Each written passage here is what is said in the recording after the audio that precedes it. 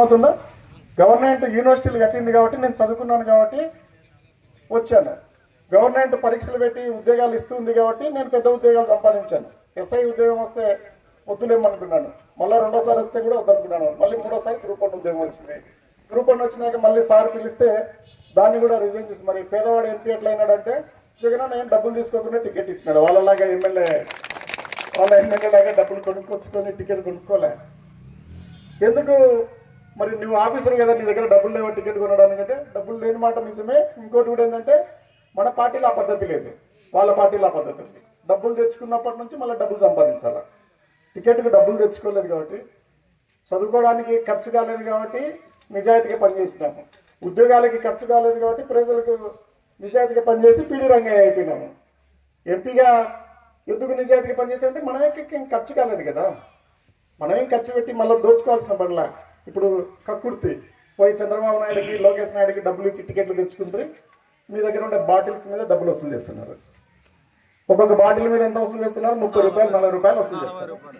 సొంత డబ్బులతో ఖర్చు పెడతామని చెప్పేసి వచ్చి ప్రజల దగ్గర ఉండే డబ్బులను వసూలు చేసుకొని పోతున్నారు. రోజు సాయంత్రం ఇదే పని.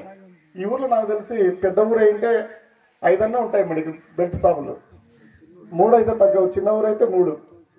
అవేం ఊరికి వచ్చిండవు మళ్ళీ 4 లక్షల నుంచి 12 లక్షల మధ్యలో వేలంపాట పెట్టి మరి వసూలు చేస్తుంది. నిజమే కదా? మరి అంత పెద్ద గొప్ప నాయకుడు ఏం చెప్పినాడు మన ఎమ్మెల్యే గారు? ఎంత గొప్ప నాయకుడు! నేను అనంతపూర్లో కూడా ఎమ్మెల్యే టికెట్ ఇస్తామని విన్నారు. అక్కడ అంతా డెవలప్ అయింది కాబట్టి అక్కడ ఏముంది డెవలప్ చేయడానికి? కళ్యాణదుర్గం అయితే చాలా పేద ప్రాంతం, మా ఊరికి కూడా దగ్గరే, వెలుగుప్పకి అని నేను ఇడికి వచ్చినాను, ఉరకొండకు దగ్గర అని ఇడికి వచ్చినా అని చెప్పినాడు. ఏం చేసినాడు? వచ్చిన చోటంతా వచ్చినప్పటి నుంచి పెట్టాడు, జేసీబీలు అవి వీటి జెండాలు పెట్టాడు. ఒకటన్నా ఒక రోడ్ అన్న వేసినాడా? ఇవాళ ఎవరైనా కూడా ఈ మండలంలో ఆయన వేసిన రోడ్డు మీద ఎవరైనా నడిచినారా? నడిచిన వాళ్ళు ఉన్నారా? ఎవరు లేరు. ఓకే. అట్లాగే ఆయన వేసిన బోర్లలో ఎవరైనా మంచినీళ్ళు తాగిన వాళ్ళు ఉన్నారా? ఎమ్మెల్యే వేసినప్పుడు 2వ సంవత్సరం వస్తుంది. ఇంకా నేను వేసాను బోరు, ఈయన వేయించాడు. ఇంకా ఆయన డబ్బులు ఆపినాడు, ఇంకా రాకుండా. పొద్దున కూడా మాట్లాడినా డబ్బులు. మా ఎంపీ ల్యాడ్స్ నా దగ్గర ఉన్న కొద్దిపాటి మొత్తంలో దాదాపు 69 బోర్లు వేస్తే 66 బోర్లలో నీళ్ళు వచ్చినాయి. ఇవాళకి కూడా నియోజకవర్గంలో ఆ బోర్ల నీళ్ళు మొన్న శ్రీరామరెడ్డి ఆగిపోతే ఈ బోర్ల నీళ్ళే ఆదుకున్నాయి. నేను అందుకే అడిగిన, రంగయ్య అభివృద్ధి అడ్డుకుంటున్నా అంటే, నేను నువ్వు వేసిన బోర్లో నీళ్ళు తాగాలనుకుంటున్నాను, తీసుకుపోతురా, ఎలాగ తీసుకుపోతావని. ఆయన వేసి ఉంటే ఆయన ఏం వేయలే. ఒకవేళ ఎంపీ ల్యాడ్స్ కాకుండా ఎక్కడైనా బోర్లు వేసి ఉంటే అవి మన సర్పంచ్లు వేసి ఉంటారు. ఎందుకంటే మన పార్టీ అది, మన సర్పంచ్లు లేదా మన ఎంపీపీలు వేసి ఉంటారు, మన ఎంపీటీసీలు వేసి ఉంటారు. ఎందుకంటే మనది పాలన. మీకు ఎమ్మెల్యేకి ఉండేది ఒక పాలన ఒకటే. మిగతా 76 పంచాయతీల్లో ఎంపీటీసీలు మనల్నే ఉన్నారు, ఎంపీ ఎక్కువ మెజారిటీ మనల్నే ఉన్నారు, సర్పంచ్లు మనల్నే ఉన్నారు, జెడ్పీటీసీలు మనల్నే ఉన్నారు, ఎంపీపీలు కూడా ఉన్నారు. అవి మనవి, ప్రజలవి. కానీ మీరైతే ఒకటి గుర్తుపెట్టుకోవాలా, జగనన్న మాత్రమే నాడు నేడు పథకాన్ని పెట్టి హాస్పిటళ్ళకి అలాగే వీటికి స్కూళ్ళకి ఖర్చు పెట్టాడు. ఎంత ఖర్చు పెట్టాడో చూశాడు. ఎందుకంటే పేదవాళ్ళు ఎవరైనా సరే చదువుకోవడానికి కానీ వైద్యానికి కానీ ఖర్చు కాకూడదు అనేది ఆయన ఉద్దేశం. ఈయన ఏం చేస్తున్నాడు? అమ్ముతూ ఉన్నాడు. ఆ 17 మెడికల్ కాలేజీలని 100 కోట్లకి అమ్మేస్తారు. అమ్మేస్తే ఇందాక మంజు చెప్పారు కదా, జెడ్పీటీసీ మెడికల్ కాలేజీలో ఒక సీట్ రావాలంటే 3 కోట్లు కట్టాల. ఈ మండలం మొత్తం మీద ఫ్రీ సీట్లు ఎవరికి రావు, ఎంతో కష్టపడితే తప్ప. సంతోషం, సోమన్న కొడుకుకి వచ్చింది, అందరు సపోర్ట్లు పెట్టండి అని. గొప్పది డాక్టర్ కనపడడం అంటే. మన పార్టీ నాయకుడు కష్టపడి అబ్బాయి సంపాదించుకున్నాడు. నాకు కూడా తెలిసిన వెంటనే ఫోన్ చేసిన, అన్న సంతోషం అని. అట్లా కొన్ని వేల కుటుంబాలు ఉంటే ఒక్కరికి వస్తుంది. అట్లా కాకుండా పెనుకొండలో మెడికల్ కాలేజ్ ఉండంటే ఈ ప్రాంతంలో వచ్చేటివి కదా, ఎవరికైనా వచ్చేటివి కదా. కాలేజీలే లేకపోతే ఎలా వస్తాయి? మన పిల్లలు చదువుకోవాలంటే ఎంత దూరం పోవాల్సి వస్తుందంటే, ఫిలిపియన్ దేశానికి వెళ్ళి అక్కడ చనిపోతే ఆ శవాలను తీసుకొచ్చినాడు. నేను ఇప్పటికే 3 శవాలను తీసుకొచ్చినాడు పిల్లలు. మెడికల్ కాలేజీలో చదువుకోవడానికి పోయి అక్కడ చనిపోతే ఎంపీగా ఉన్నప్పుడే నేను వాళ్ళకు ఖర్చు కాకుండా ఆ శవాలను ఇక్కడికి తీసుకుని వచ్చాను. కదిరిలో ఒక పిల్లోడు, అనంతపూర్లో ఒక పిల్లోడు, మన ఒంటి మీద కళ్యాణదుర్గంలో ఒక పిల్లోడు, 3 పిల్లలు చనిపోయినారు. ఎంత పెద్ద దేశం ఇది! ఏమవుతుంది? అందుకనే మనం ఏం చేస్తున్నామంటే 1 కోటి సంతకాల సేకరణ తీసుకుంటున్నాం. మీరు ప్రైవేటీకరణ చేయొద్దని వాళ్ళు ఆపేస్తారు, భయపడతారు. ఎందుకంటే ఇంత 1 కోటి మంది వచ్చి సంతకాలు పెట్టినాక ధైర్యం చాలదు చంద్రబాబు నాయుడుకి. ఒకవేళ ముందుకు పోయినాడు అనుకో, మళ్ళీ మేము ముందుకు వచ్చి దాన్ని మళ్ళీ ప్రభుత్వ పరం చేస్తాం.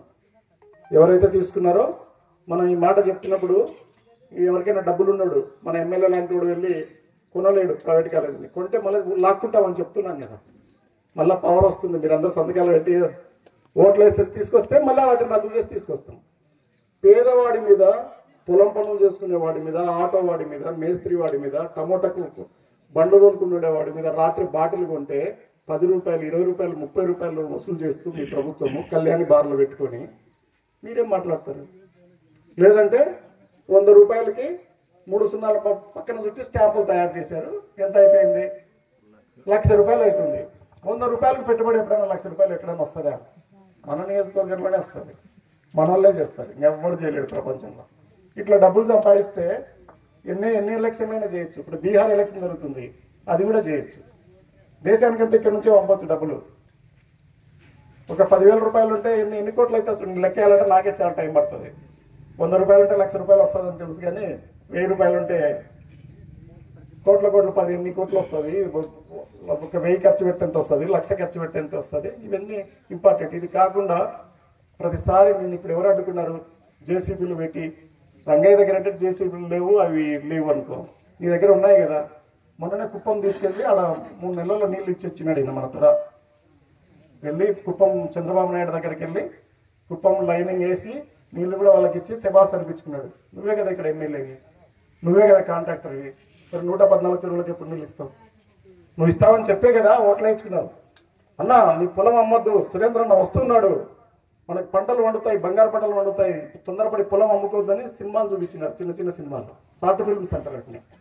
అట్లా చూపించి ఇప్పుడు మళ్ళీ ఎంత వచ్చిన వాళ్ళకి రైతులకు డబ్బులు ఇవ్వకపోతే, చెరువుల కాలువలు ఇవ్వకపోతే, నీళ్ళు ఇవ్వకపోతే, మన దగ్గర జీడిపల్లి నుంచి ఒక 20 కిలోమీటర్లు కూడా లేదు మనకి, మన కళ్యాణదుర్గం ప్రాంతం, కుప్పానికి నీళ్ళు తీసుకుపోయినారు.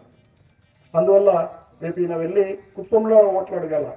ఇక్కడ ఎవరు అనంపల్లికి వచ్చి ఓట్లు అడగకూడదు, చెట్టూరుకి వచ్చి ఓట్లు అడగకూడదు. నీళ్ళు ఇచ్చింటే కదా నువ్వు అడగలది.